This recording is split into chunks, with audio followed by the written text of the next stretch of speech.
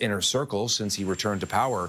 Mike Waltz caught up in that scandal. It had to do with U.S. military involvement in the Middle East, in Yemen in particular.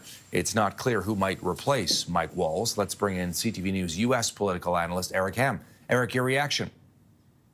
Well, this is actually pretty stunning, particularly given all of the foreign policy crises that we know that the White House is dealing with. Moreover, we know that Mike Waltz has been instrumental in helping ferment many of the president's agenda on foreign policy, from trying to get a deal on the Russia-Ukraine war to, of course, engaging with Hamas and Israel. And, of course, we know that today the White House is certainly touting the huge accomplishment of that mineral earth deal with Ukraine, which, of course, Mike Waltz, once again, was instrumental in.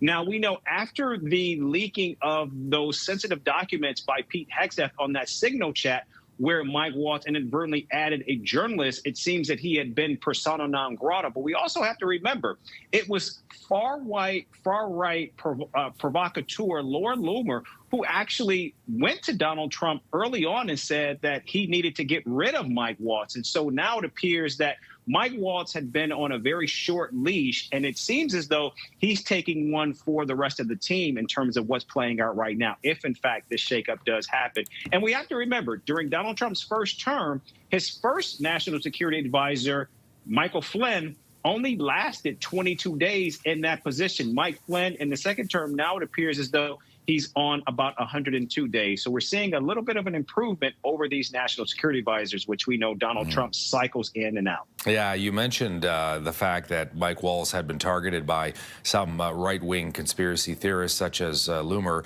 I mean, this is a man who a number of years ago was quite staunchly pro-Ukrainian and, of course, has moderated that as a result of being Donald Trump's national security advisor. He also had some things to say, not always flattering, about President Trump. Again, back in the day, that some of his critics have brought back now. I wonder what you think this could mean for the team. I mean, if in fact Mike Waltz goes, as we think he will, then what? Who could be the next national security advisor? Any sense as to whether there's someone waiting in the wings, Eric? At this point, it's unclear who the White House will name. We do know that also this was a massive, massive investment for the president, because what they did was they tapped a congressman to lead this position. And if we remember, there was a special election recently that was held in Florida to fill Mike Waltz's Florida Congress seat. And Republicans spent over $100 million to defend that seat. And so given the fact that Mike Waltz, if this is true, is leaving in only 102 days on the job, clearly what we're seeing here is this was a very, very hefty price to pay for a national security advisor who was only going to last just 3 months in that position.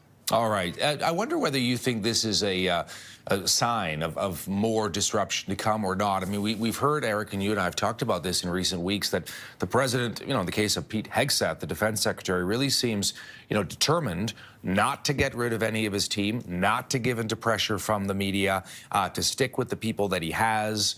Unlike you pointed out, he did in this first term, where it became something of a revolving door with different people. Could this be the beginning of other people that might be shown the door?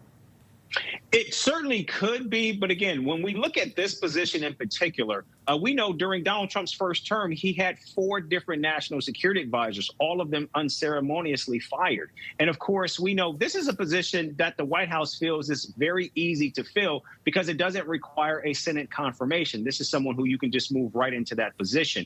In addition to that, what we could be seeing about this, if in fact this is true, is that this could be, again, as I said, this could be the national security advisor taking one for the team, because Pete Hegseth has been on the hot seat, and there have been rumors swirling, palace intrigue, that the White House is, in fact, looking for a potential replacement for Hegseth as well. So could this be the beginning of a number of mass casualties, or could this be the one person who will actually take one for the rest of the team? I think all of this is now beginning to play out, particularly now that the president has passed his 100 days in office. I love that term, palace intrigue, my friend. Thanks so much for this. We'll talk again soon. You bet. Thank you. Eric Ham there, U.S. political analyst.